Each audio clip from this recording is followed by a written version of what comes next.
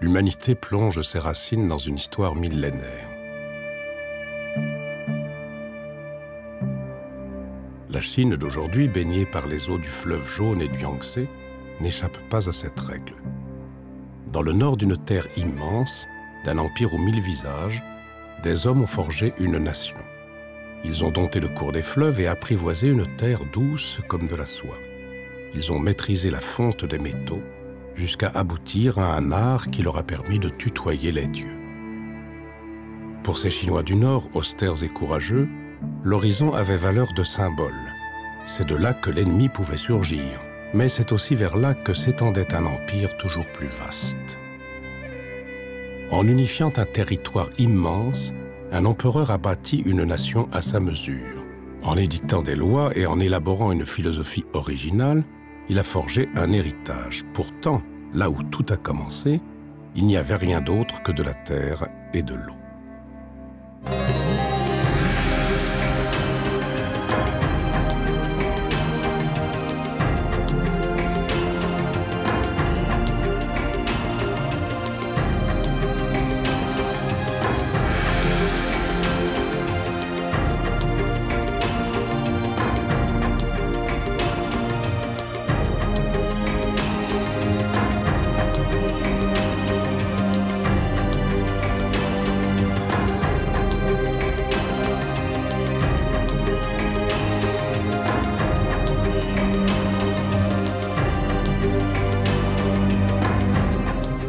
Il prend le ciel pour chemin, la terre pour chariot, les 4 saisons pour chevaux. Il a la pluie pour lui frayer la voie, le vent pour en balayer la poussière. Il fait de l'éclair son fouet et du tonnerre les roues de sa voiture. Il s'élance au gré des nuages flottant dans le ciel. C'est le somptueux Feng Yi, le dieu du fleuve jaune.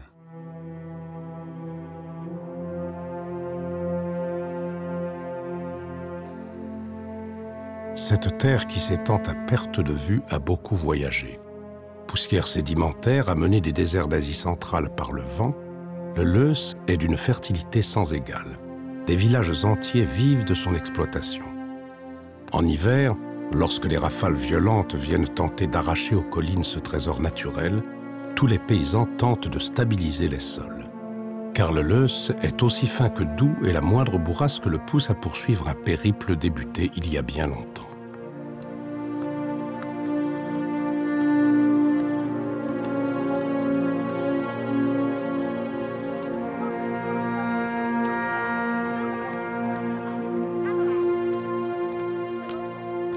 Les hommes se sont installés ici depuis plus de 10 000 ans. C'est grâce à cette terre que la civilisation a vu le jour en Chine. Elle est tout à la fois le terreau primordial et le matériau de bien des inventions. Jamais une civilisation ne se sera autant confondue avec la terre qui l'a vue naître.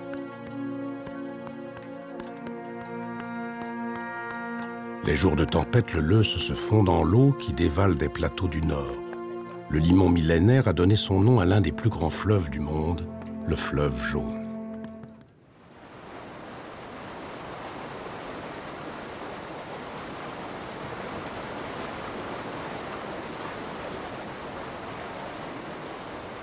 À plus de 20 000 km de l'Europe, s'étend un pays de 10 millions de kilomètres carrés. C'est là, entre fleuve Jaune et Yangtze, qu'est née la civilisation chinoise.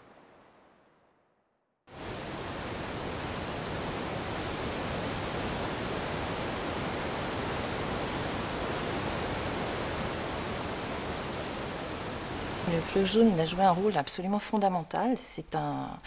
Il a été en fait le berceau de la civilisation en Chine du Nord, au même titre que le Yangtze-Kiang l'a été pour la Chine du Sud. C'est lui qui a façonné tout le paysage de cette région, cette Chine du Leuce, la terre jaune, caractéristique de la Chine et auquel les Chinois s'identifient. C'est le symbole de la Chine idéale dans ce qu'elle a de plus chinois.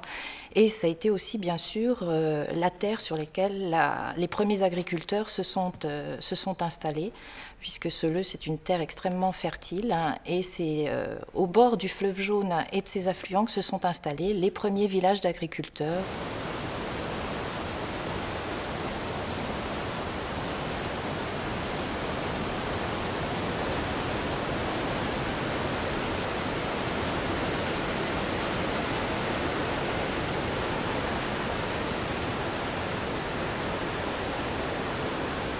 Aujourd'hui, ce paysage de la Chine du Nord, irrigué par le fleuve Jaune, ressemble à une grande plaine semi-désertique, jaune, bordée de terrasses de lœss. Mais aux alentours de 6600, 4000 avant notre ère, il faut imaginer au contraire une vaste forêt de feuillus qui couvrait à peu près toute la Chine du Nord jusqu'à la limite de la Mongolie. Dès leur implantation, les premiers groupes humains ont coupé la forêt de ces plateaux où ne tombe que 400 mm de pluie par an. Cette déforestation a détruit plusieurs milliers de kilomètres carrés de bois. Il y a 3000 ans, arbres et arbustes formaient 80% du paysage de cette région. Aujourd'hui, ils n'en constituent plus que 5%.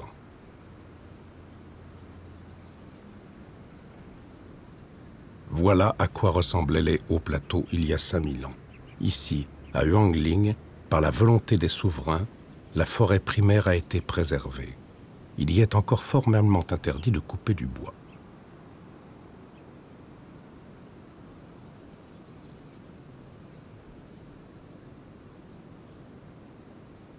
Pour les Chinois modernes, cet endroit est magique.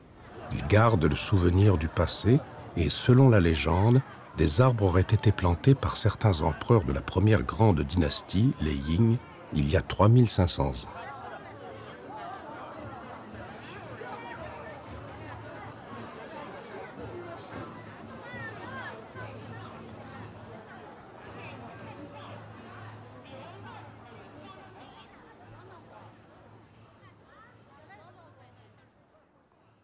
En s'enracinant dans le lœss, ces futaies ont permis aux nappes phréatiques de se stabiliser et aux sources de rester abondantes, une exception sur les hauts plateaux.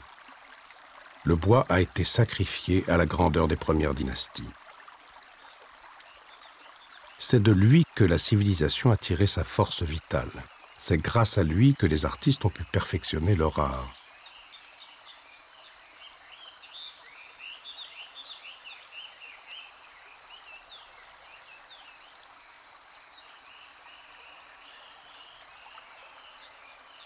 C'est avec ce bois que les Ying ont pu construire les premières tombes monumentales de leurs souverains.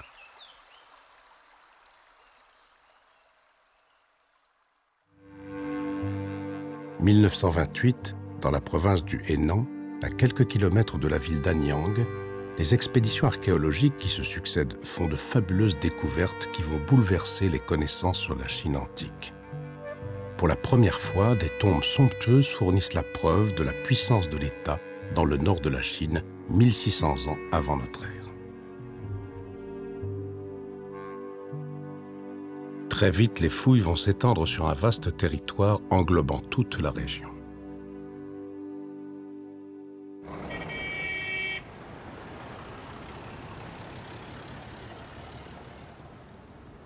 Après la fouille, les chantiers autour d'Anyang ont été soigneusement rebouchés. Le professeur Tang connaît l'emplacement exact où se trouvait l'un des premiers tombeaux exhumés dans la plaine.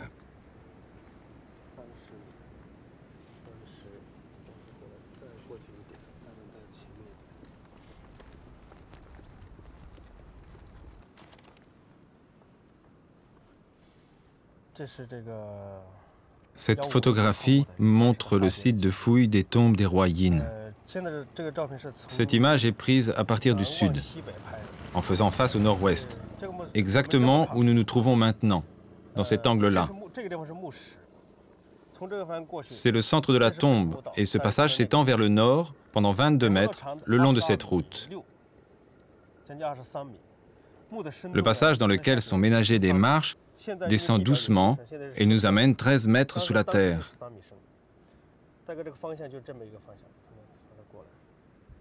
On se rend donc compte que la tombe des rois Yin est une structure gigantesque et complexe.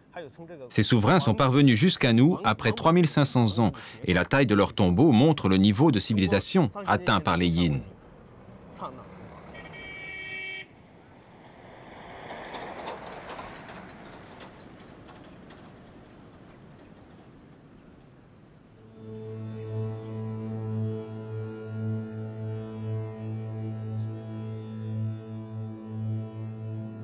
Les premiers découvreurs du site pouvaient être étonnés.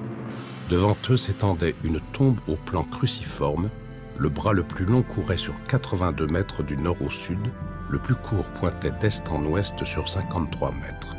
La construction de l'édifice avait sans nul doute nécessité des travaux colossaux, mais elle réclamait en plus un solide sens de l'abstraction géométrique.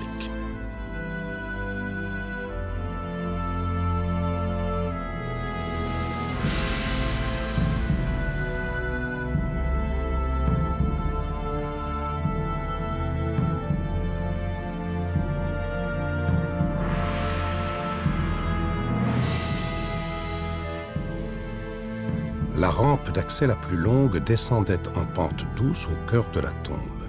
Elle permettait d'y transporter le corps du souverain sans aucun effort. Au centre de la tombe se trouvait le Guoshi, la dernière résidence du roi. C'est là qu'était déposé son sarcophage et celui de l'épouse choisie pour l'accompagner durant son dernier voyage.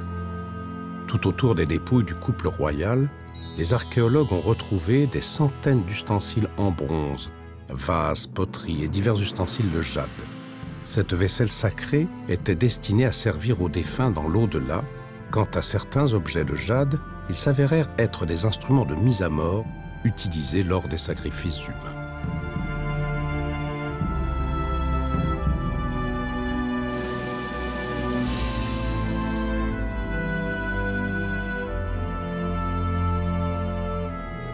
En 70 ans de fouilles, les archéologues exhumèrent 11 sépultures conçues sur le même plan.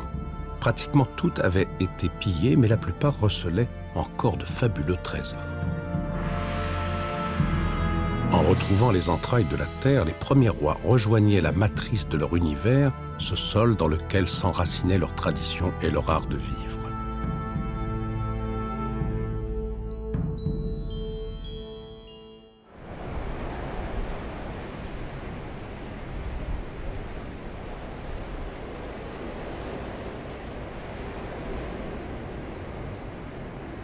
Il y a 3600 ans, sur les bords du fleuve Jaune, dans la région de Shenzhou, s'étendaient des champs de millet, de blé ou de soja.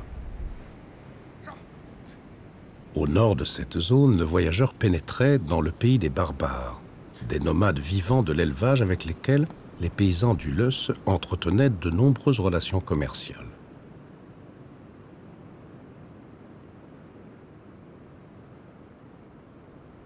Mais le Leuce est bien plus que ce terreau fertile, propice au développement des cultures.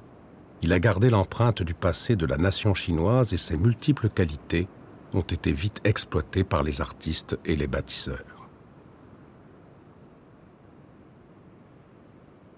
Le Leuce a conditionné l'évolution de la civilisation chinoise à plusieurs égards. Tout d'abord, c'est une terre fertile, donc c'est sur le Leuce que se sont développées les cultures du millet, puisque la Chine du Nord, c'est la culture du millet par opposition à la Chine du Sud, verdoyante, plus humide, qui est la Chine du riz.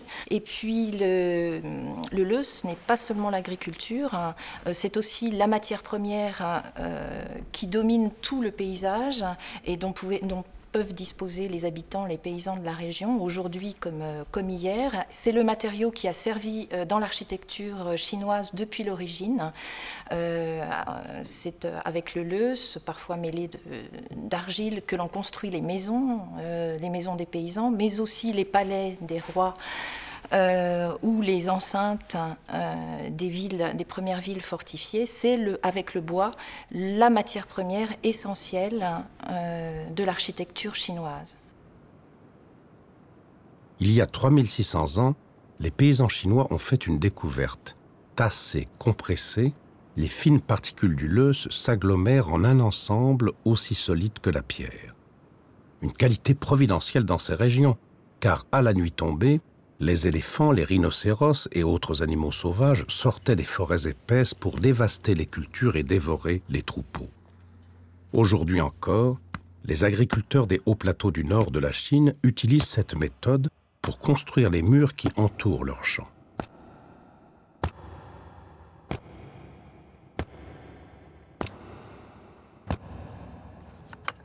La terre, patiemment damée dans un châssis de bois, acquiert, en séchant, les mêmes qualités que la brique.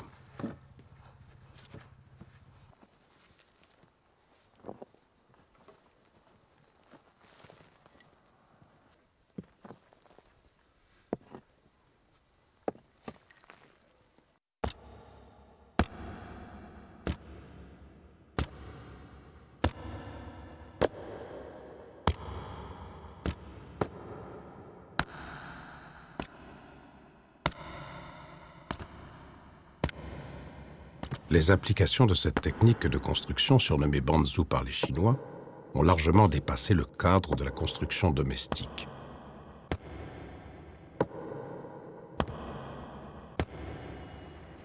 Ces murs de terre, dressés au cœur de la ville moderne de Zhengzhou, sur les berges du fleuve Jaune, ont plus de 3000 ans.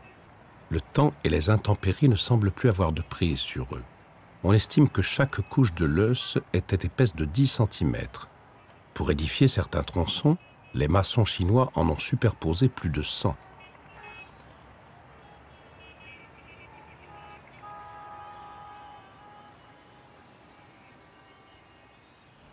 On a du mal à imaginer la patience et la minutie qu'a exigé cet immense chantier. L'enceinte mesure 7 km de long, elle est haute de 9 mètres et large de 20.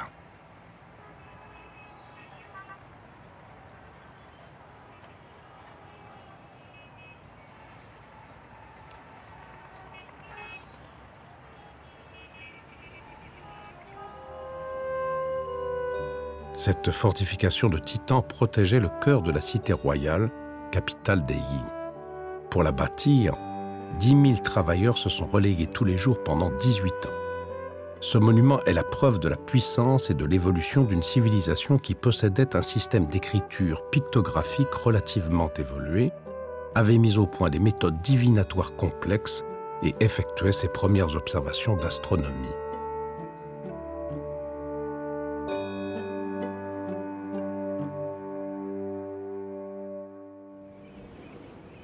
En 500 ans de règne, les rois Ying plantèrent les bases d'un État conquérant.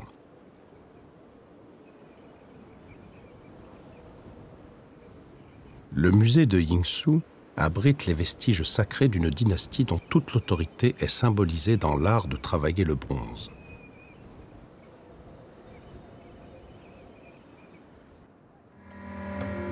Ces vases de bronze témoignent de la grandeur passée.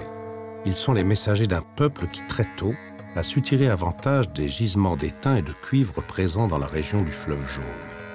Aucune civilisation de l'Antiquité n'a abouti au niveau de perfection atteint par les artisans Ying. En fondant ces vases utilisés lors des cérémonies, ils servaient à la fois leur dieu et leur souverain. Les rois Ying ordonnaient la fonte de ces pièces pour renforcer leur pouvoir et réaffirmer leur rapport avec l'univers céleste.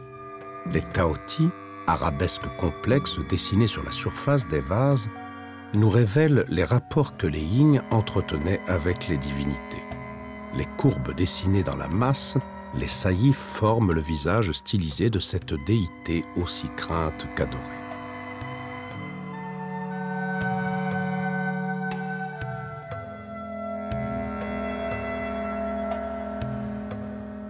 Pour dompter leur univers et le transformer à leur image, les Ying ont affiné les alliages. La métallurgie a constitué le cœur de leur développement matériel et spirituel. La métallurgie marque une étape extrêmement importante dans le développement de la civilisation, puisque avec le bronze apparaît l'âge du bronze, l'écriture, la formation d'un État centralisé, les premières villes issues du néolithique, tout un ensemble de constructions, une structure sociale qui marque une étape absolument déterminante dans la civilisation chinoise. Et c'est aussi à travers la maîtrise de la métallurgie que les souverains chinois vont acquérir la force et le pouvoir qui va leur permettre d'étendre leur territoire, voire d'entrer en conflit les uns avec les autres et d'étendre leur foyer de civilisation.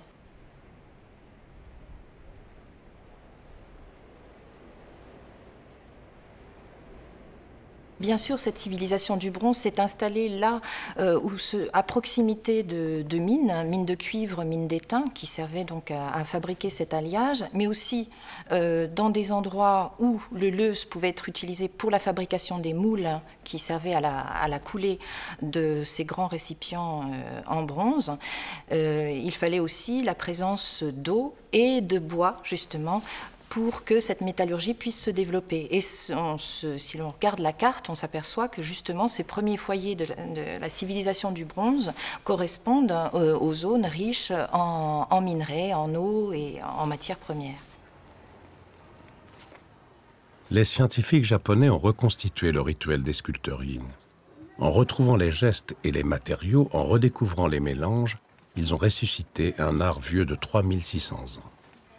Comme des alchimistes, ils ont percé le secret de la fabrication des vases de bronze, les dignes et les lei, des pièces hautes de près d'1 mètre pesant plus de 120 kilos.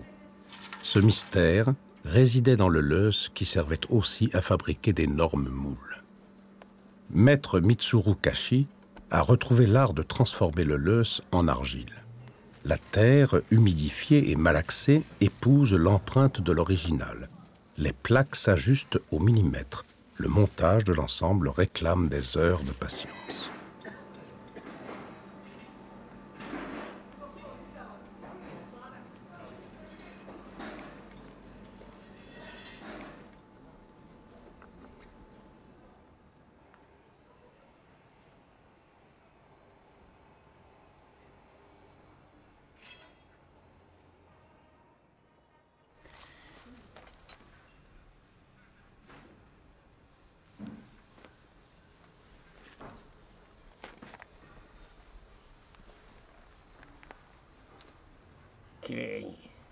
C'est une copie magnifique.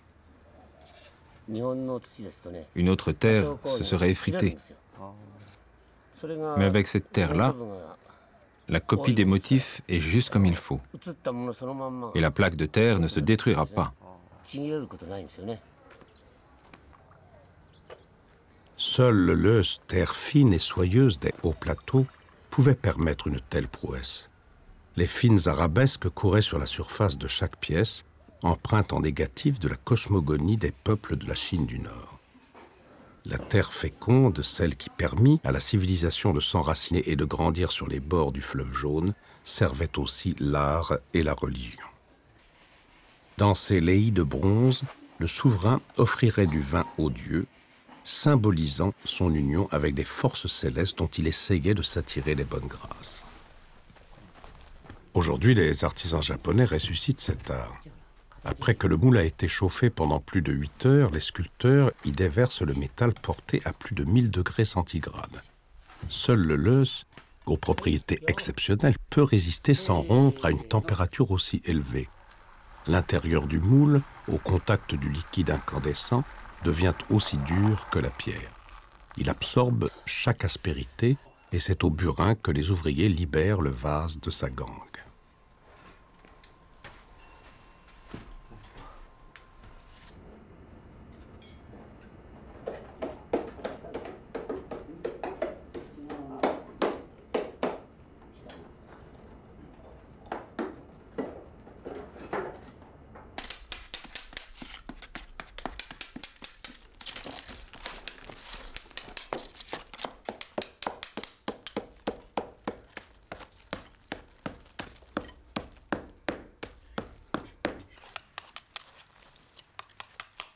La matrice ne servait qu'une seule fois. Chaque pièce était unique et son prix inestimable. Elle transmettait le message des dieux.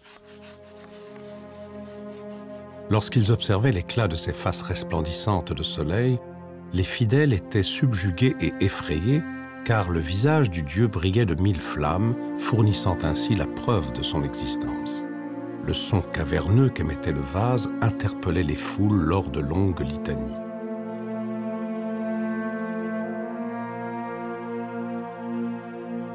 À la même époque, les prêtres élaborèrent de complexes méthodes de divination en gravant des os de signes occultes.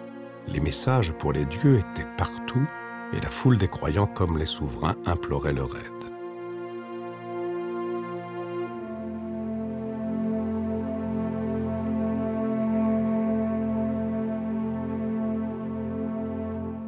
Le bronze, tout d'abord, en tant que matériau, c'est le matériau de l'élite. C'est le symbole du pouvoir et du rituel. Donc il est un reflet de la société extrêmement important. Le bronze, à l'époque des Shang ou l'époque d'Anyang, leur dernière capitale, est réservé à la fabrication des armes ou des bronzes rituels qui étaient utilisés dans le cadre du culte des ancêtres. Ce dragon imaginaire fixe l'éternité. Surnommé Sigon par les fidèles, ce vase contenait le vin offert aux dieux durant de splendides cérémonies. Régulièrement, le souverain convoquait des danseurs et des prêtres pour un grand banquet en l'honneur des divinités. Le bronze devenait alors un intermédiaire entre lui et le dieu.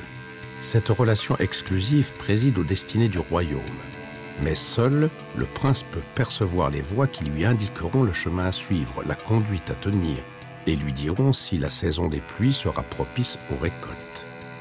Lors de ces libations, les mets et les liqueurs arrivent des 4 coins du pays. Le roi les présente aux dieux, puis absorbe cette nourriture sanctifiée qui renforce son pouvoir spirituel. La foule assiste à ces rituels, regardant dans les vapeurs d'encens des centaines de danseurs honorer les dieux et leurs souverains.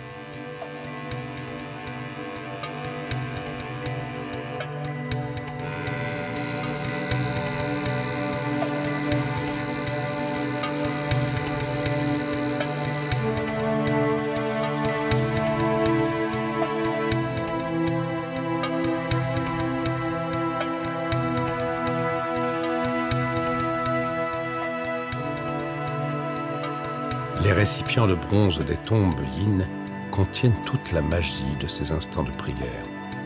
Ils témoignent aussi d'un monde disparu. Toute la faune des forêts des hauts plateaux s'offre en lente procession des rhinocéros, des éléphants. Les monstres mythiques apparaissent aussi et leurs gueules grandes ouvertes dévorent des humains. Objet d'adoration du peuple Yin, ces bronzes reflètent aussi leur peur, car des nuages noirs enveloppaient souvent les campagnes.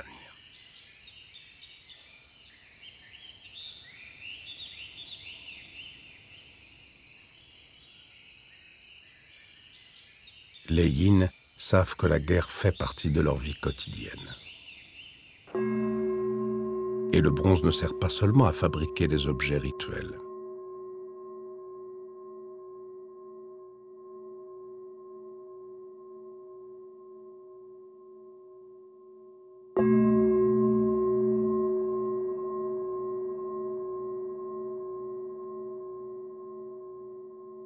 L'art de la guerre va jouer un rôle très important à l'époque des Shang, à l'âge du bronze. Et le bronze, donc ce matériau noble par excellence, va être utilisé aussi pour fabriquer des armes. Et ce qui touche au domaine de la guerre, puisqu'il sera utilisé aussi pour fabriquer les chars. Le char étant aussi un symbole de pouvoir, de royauté. Quelle ne fut pas la surprise des archéologues lorsqu'ils exhumèrent des décombres des cités des milliers de moules, pointes de flèches, de lances, ces matrices de pierre ou de l'euse permettaient la production en série de tout un arsenal. Désormais, la culture du bronze abandonnait les fastes des cérémonies en l'honneur des dieux, les rituels s'effaçaient devant la guerre. Ces procédés de fabrication quasi industriels permirent aux différents royaumes de lever des armées immenses.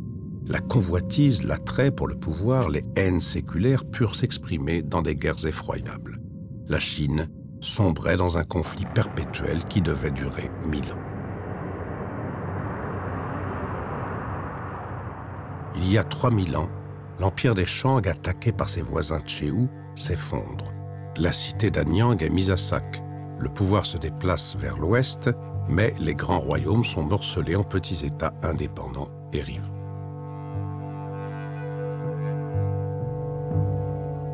Et pourtant, dans ce chaos effroyable, les cours royales rivalisent d'audace et de créativité. Du néant émergent de nouvelles représentations de l'univers. C'est l'heure du confucianisme et du taoïsme. Sur les vases, les représentations humaines se substituent aux dieux. Ces femmes ramassent des mûres, des musiciens jouent. Des danseuses officient pendant que les hommes se préparent à la guerre.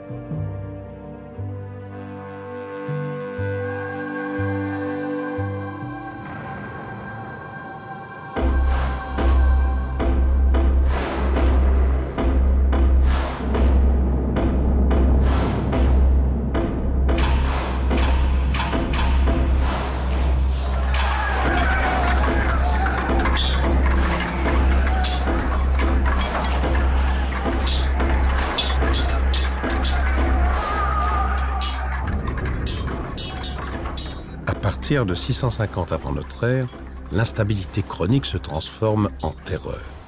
Les aventuriers sans pitié remplacent la chevalerie. Les batailles de masse succèdent aux escarmouches. Les cités brûlent et les représailles se multiplient. La fouille d'un champ de bataille non loin de la ville de Yingzhou a révélé aux archéologues le sort réservé aux vaincus. 1500 fosses, comprenant chacune 5 squelettes, furent découvertes sur le site. 7500 hommes avaient eu la tête tranchée. Leurs vainqueurs pensaient les empêcher revenir de l'au-delà.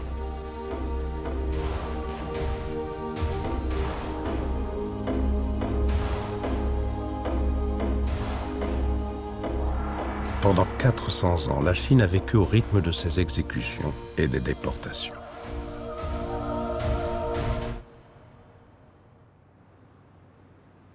Dans les massifs du sud de la Chine, si différents des austères plateaux de la vallée du fleuve Jaune, les paysans gardent en mémoire ces heures terribles, car les Qiang ont été victimes de ces luttes fratricides. La guerre les chassa de leurs terres et ils se réfugièrent alors dans les hauteurs sur le territoire de l'actuelle province de Sichuan, après plusieurs milliers de kilomètres d'exode.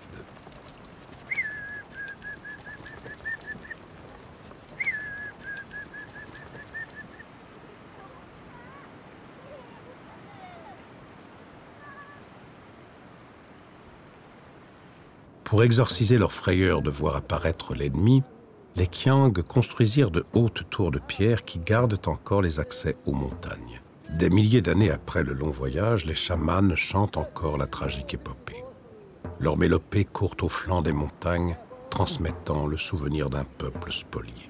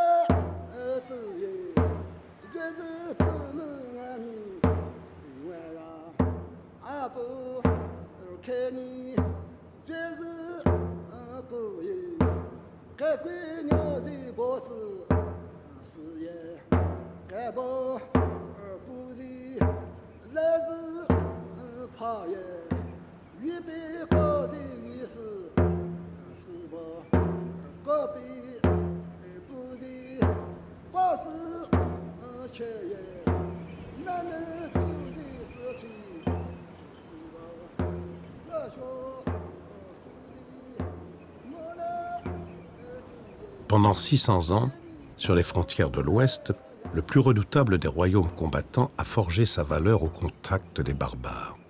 Les Tsin vont faire plier tous leurs rivaux. À partir de 230 avant notre ère, grâce à leur maîtrise du fer, ils soumettent toutes les principautés. Un État féodal autoritaire et centralisé voit le jour. La Chine se fédère autour d'un homme, Shi Huangdi, le premier auguste seigneur, le premier empereur d'une Chine immense, enfin unifiée. Le chevalier n'est pas de notre monde. Il se nourrit librement de brumes roses, son corps se dissout au gel de l'esprit, sa parole dit le silence de l'immortel. Ennemi du commun, il fuit la multitude. Ami des solitaires, il cherche la montagne. Si parfois se déchirent les ailes du sphinx, nul ne peut dompter l'esprit du dragon. 29 mars 1974. La Chine est un pays cadenassé, fermé. La Chine est muette. Pourtant, la nouvelle fait rapidement le tour du monde. En labourant son champ dans la plaine du Guangzhou, non loin de la tombe de Shi Huangdi, un paysan a mis au jour le trésor le plus fabuleux depuis la tombe égyptienne de Toutankhamon. Pourtant, la zone est bien connue des spécialistes. Qui d'ailleurs peut rater cette pyramide de terre de plus d'1 hectare de superficie? Mais le site n'a jamais été fouillé et les légendes racontent que la tombe renfermerait des trésors.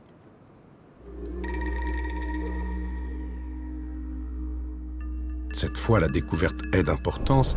Ce que le soc de la charrue a révélé, à l'est du tombeau, ce sont des statues à taille humaine. 1, 2, puis 10 retrouvent la clarté du jour. Les équipes de fouilleurs n'y suffisent plus. Partout rôde le fantôme de l'empereur Shi Huangdi. C'est lui qui a ordonné la construction du mausolée à sa gloire. Mais qui est-il vraiment ?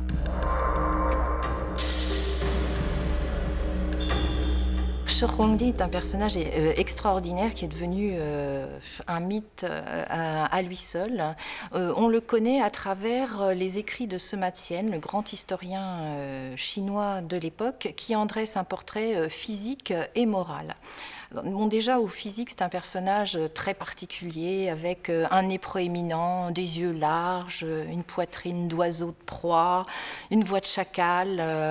Enfin, c'est un personnage tyrannique et qui en a les traits, les signes extérieurs. Il est décrit aussi comme un dévoreur d'hommes, avaleur de tout contradicteur. Bon, on verra d'ailleurs que quiconque s'opposera à lui mourra de mort violente. C'est ainsi que finiront aussi les anciens livres, les classiques chinois qui n'entraient pas dans ses vues seront brûlés lors d'un grand autodafé. C'est aussi un mégalomane d'une certaine façon, quelqu'un qui se veut au centre du monde.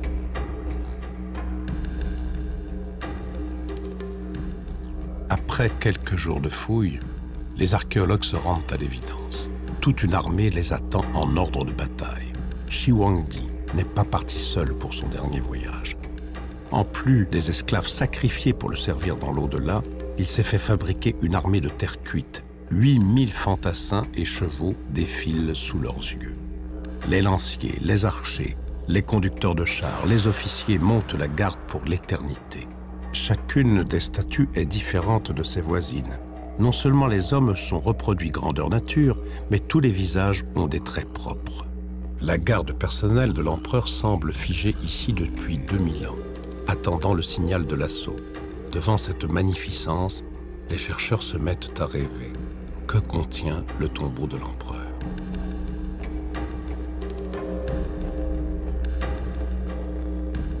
La mégalomanie du despote est effrayante. Pourtant, ce dictateur implacable craignait une chose. Qin Shi Huangdi a toujours été obsédé par la mort. Il a envoyé, par exemple, des émissaires auprès des immortels censés posséder l'élixir d'immortalité, par exemple. Mais aussi, dès le début de son règne, il a convoqué des travailleurs forcés, plus de 700 000 personnes, à la construction de son futur tombeau, qui, pour vous donner une idée, qui en volume a un volume supérieur à celui de la plus grande pyramide d'Égypte. Le tombeau lui-même n'a pas encore été ouvert. On en connaît la description toujours par cet historien chinois qui en fait un récit qui fait rêver.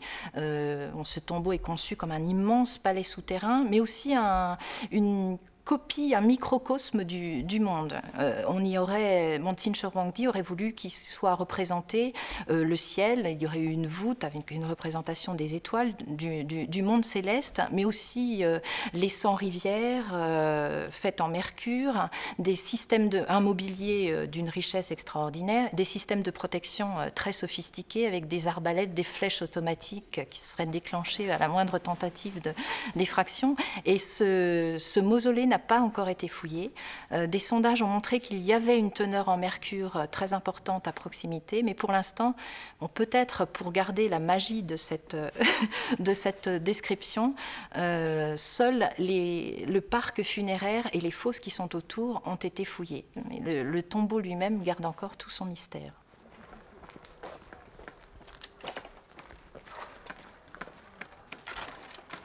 Août 1998, au pied du mausolée cette fois, les archéologues réalisent une nouvelle découverte.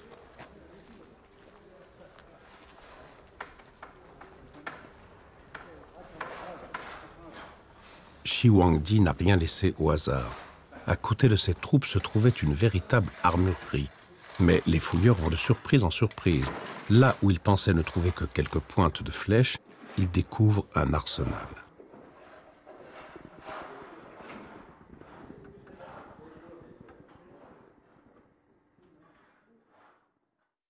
Parmi les armes gisent des armures d'une facture exceptionnelle. Personne n'en a jamais vu de la sorte.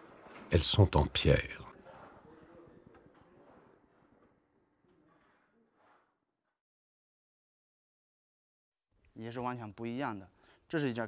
Cette pièce d'armure utilisée pour la hanche est finement travaillée. Elle a été conçue pour épouser les courbes du corps humain. Aujourd'hui, en utilisant nos propres technologies, nous mettrions plus de 100 jours pour faire une armure de la sorte. D'après la taille du site, nous estimons qu'il y a ici 500 armures complètes.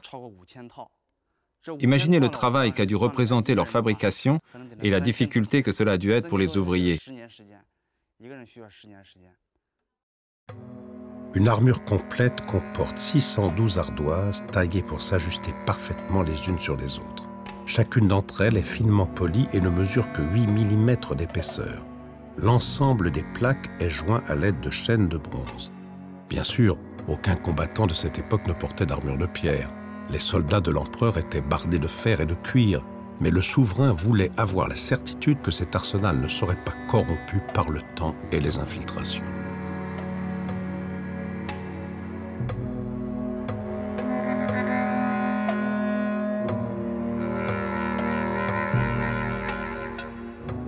Seule une armée de terre cuite, immortelle et souterraine, pouvait revêtir ces costumes d'apparat. À travers les regards fixes de ces 8000 guerriers, c'est la puissance d'un empire que l'on devine.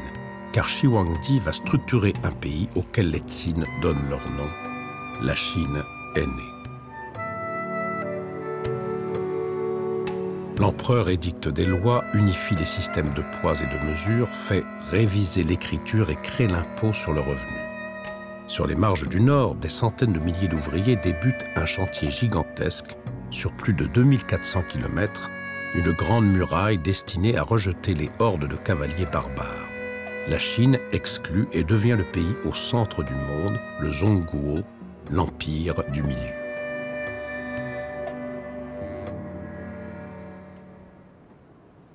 Une légende a longtemps circulé dans la plaine du Guanzhong.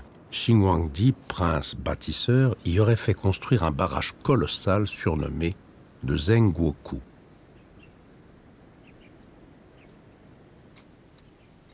Le professeur King de l'université de la province de Shaanxi a arpenté la plaine mètre après mètre. Il a remonté le cours du fleuve et du temps.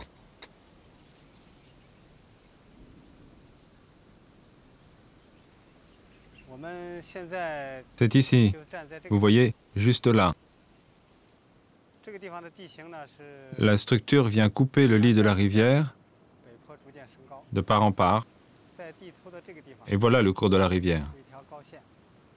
Sur le terrain, le professeur King a retrouvé des levées de terre apparemment construites par l'homme. Le matériau utilisé ressemble au lœss et pour lui, il ne fait aucun doute que ces structures ont été édifiées en utilisant la méthode Banzhou. Ces murs auraient 2000 ans et seraient les vestiges d'un énorme barrage. Regardez par là. Vous pouvez voir une partie de ce qu'il reste de la digue. Après 2200 ans, la digue s'est effondrée et c'est tout ce qu'il reste. Mais à l'époque de sa construction, la digue se poursuivait dans cette direction, traversait la rivière, passait directement par l'endroit où nous nous trouvons maintenant et se poursuivait jusqu'à l'autre côté. En d'autres termes, cette digue stoppait net le cours du fleuve et servait d'énorme barrage.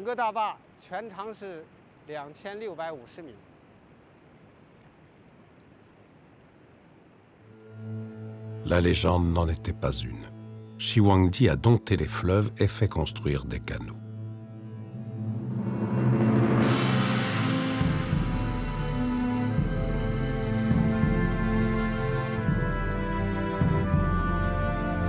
Le chantier de ce barrage avait dû mobiliser des milliers de personnes. L'ouvrage achevé s'étendait sur plus de 2,5 km et mesurait plusieurs dizaines de mètres de haut. Derrière la levée de terre pilée s'étendait un lac dont l'eau irriguait les plantations de toute la plaine.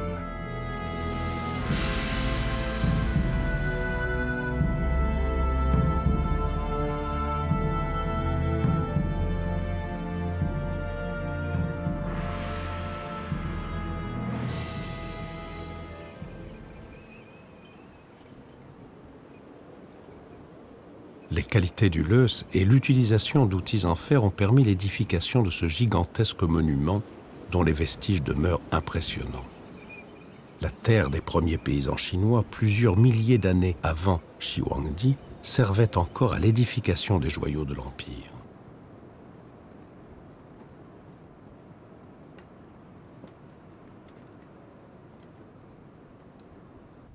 Avec Shi Huangdi, premier empereur de Chine, c'est une civilisation millénaire basée sur un État théocratique et autoritaire qui s'installe. Elle durera jusqu'au milieu du XXe siècle. Mais quel héritage Shi Huangdi a-t-il légué à ses successeurs?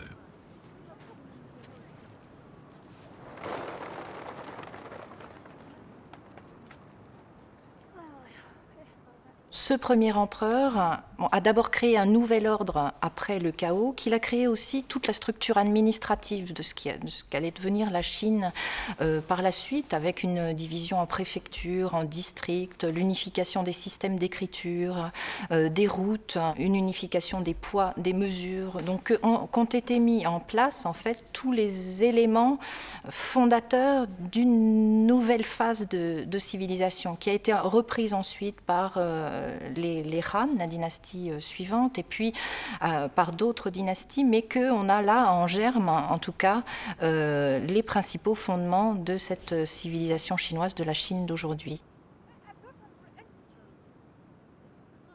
Désormais, la Chine est unie du nord au sud, des montagnes vertes du Sichuan au plateau désertique du nord. C'est à partir du lœss qu'une partie de l'épopée de la Chine s'est écrite. Aujourd'hui, le pays compte plus d'1 milliard d'habitants.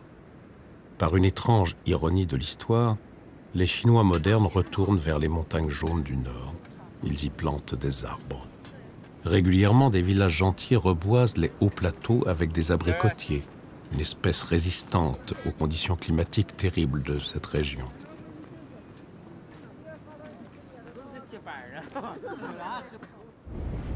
Dans le froid, sous les assauts des vents violents qui tentent de leur arracher leurs terres, ces hommes, ces femmes et ces enfants luttent pour redonner à ce paysage l'aspect qu'il avait il y a plusieurs milliers d'années.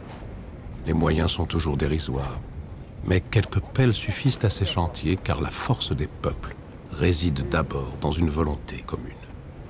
Un jour, peut-être, ces montagnes seront couvertes d'arbres en fleurs.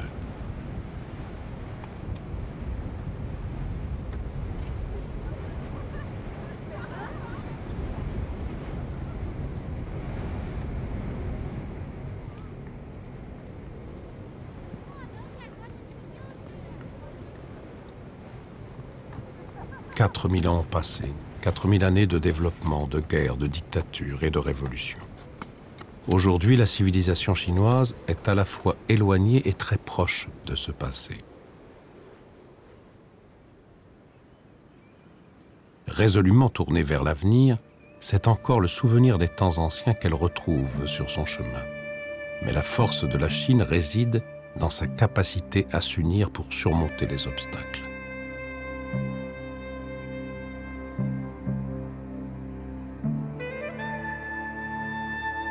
4000 ans d'histoire tumultueuse ont appris aux Chinois à se souder pour faire face. Tout se passe comme si la magie du temps avait permis à tout un peuple d'acquérir les qualités de la terre dans laquelle il plante ses racines, la terre jaune de la Chine du Nord, le Leuce millénaire.